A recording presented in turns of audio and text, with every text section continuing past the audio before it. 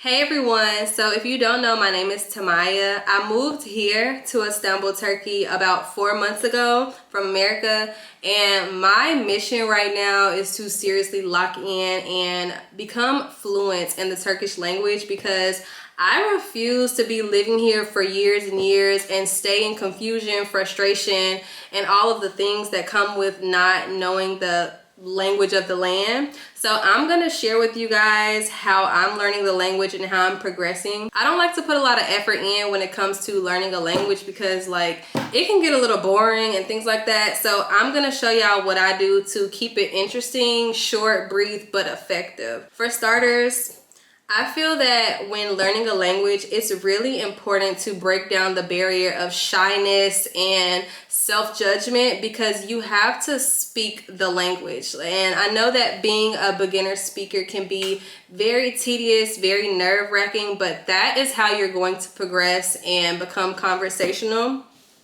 I know with being a beginner, it can be a little just weird trying to speak the language because you may not even know how to form a sentence yet, but with me, I started speaking with a little bit of Turkish that I did know, speaking in broken English, broken Turkish, and it worked. So that goes to my first step, is to speak and find maybe a language partner to speak with. I know it can be a little bit hard to consistently speak the language that you're learning, especially if you don't live in the country that the language is native to.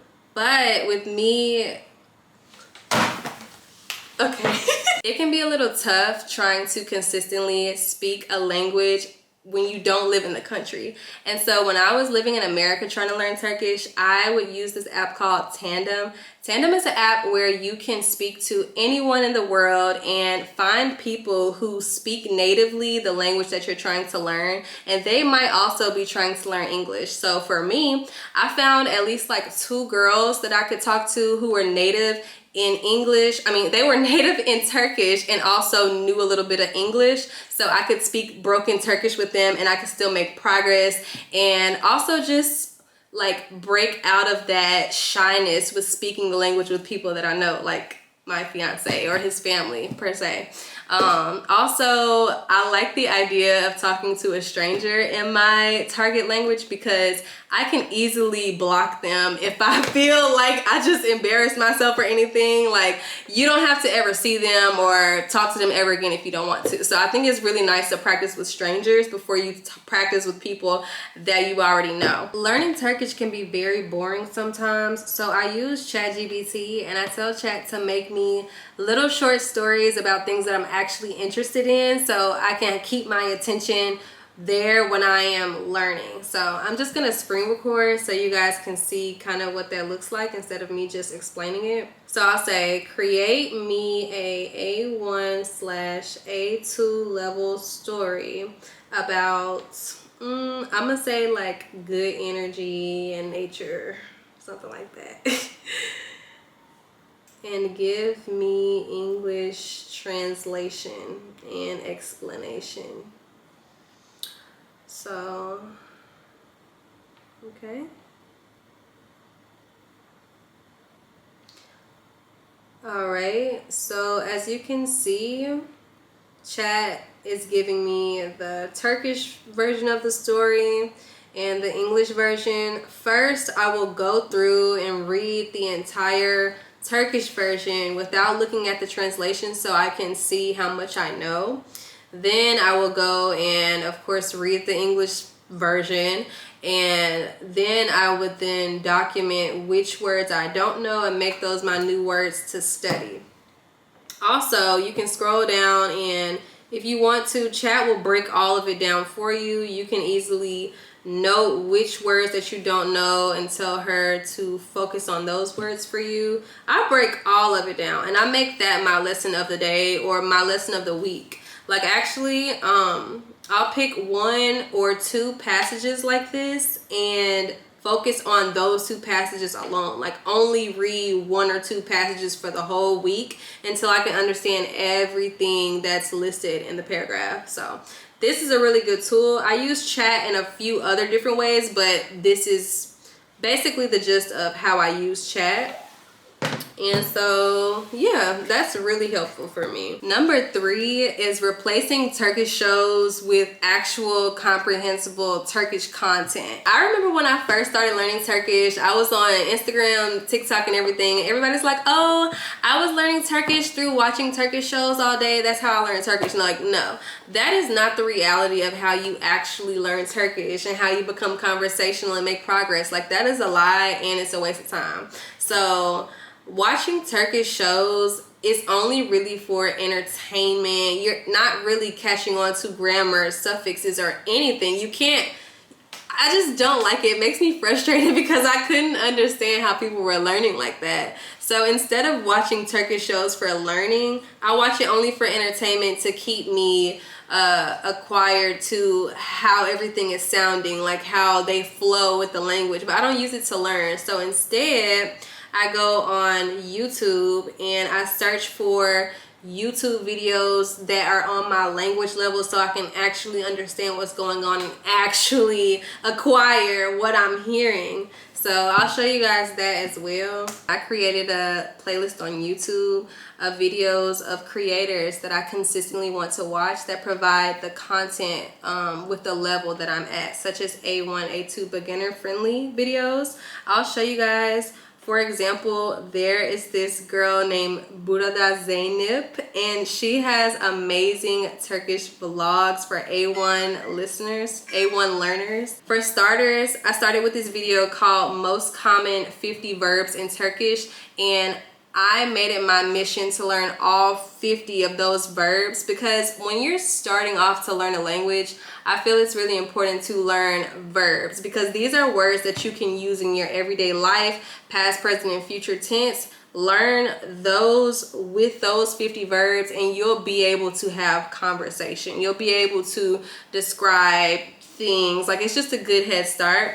So I learned these 50 verbs that I'm putting on the screen with Turkish Lay, and then I moved on to, for example, day in the life vlogs in Turkish with Burada Zeynep. I'm gonna show y'all my girl. So this is Zeynep's page. She has a playlist specifically for A1 learners. It's called Practice A1 Listening with Basic Conversation, and I will link her and Turkish Lay down in the description box if you guys want to go and check out their channel. And so with some of her videos, she uses minimal subtitles, and then in some of her other videos, she uses like videos with full subtitles. So it's really easy to digest and it's really easy to follow along. She gives visuals. It's just a really nice thing to watch instead of like advanced Turkish shows that you don't really know what they're saying. You just can understand the body language. Like, no. This is actually going to help you learn. So that is a good way that I pass my time. Simple, low effort. I'm just watching something that's digestible. I can learn a little word or two, move on. And also with everything that I'm telling y'all when it comes to speaking, the ChatGPT method, and also watching videos, you can just do those things without writing. But if you want to take it a step further, like I do sometimes when I got the energy to, I will write the words that I don't know, use them in a sentence, tell Chat to make me a story with those words, like learning the words in these videos that I don't know. Always doing that to make, if I want to like take it to the next level. Lastly, I briefly was doing video diaries documenting my day in Turkish. I have a couple videos of that on TikTok. Like, for example, I could be washing the dishes and I'll say bulaşıkları yıkıyorum, and I will record myself saying I am washing the dishes while actually watching them for myself, and I can look at it later and see myself washing the dishes while saying the Turkish sentence for it. It's really helpful. So making video diaries, talking to yourself is really helpful. You don't have to share them with anyone. You can just use it for your own reference. Maybe I will insert one of my videos when I was like documenting in Turkish because I have them on TikTok. But yeah. Bugün kıyafetlerim asacağım. Asacağım. Evet. Asacağım. Kıyafetler ve havlular asacağım. Evet. İlk önce büyük havlu böyle. Tamam. Böyle. Güzel mi? Evet. Güzel. Sonra başka bir havlu önce. So basically, that's really it when it comes to my low effort methods with learning Turkish. Doing these methods really helps me a lot when it comes to going from A1 level to A2 level.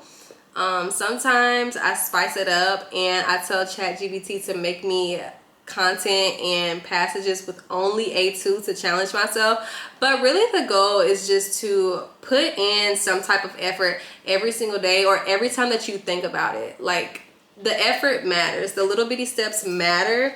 And what also has helped me stay consistent with my Turkish learning is not being in a rush to learn the language. When I first moved here, I feel like I was kind of feeling pressured to speak the language and become fluent fast because I wanted to speak with the people, because I wanted to make friends, or just stop being so confused. But this is not a race, and me accepting that it's a journey and not a race really helps me like slow down and just take the little baby steps that I can with learning.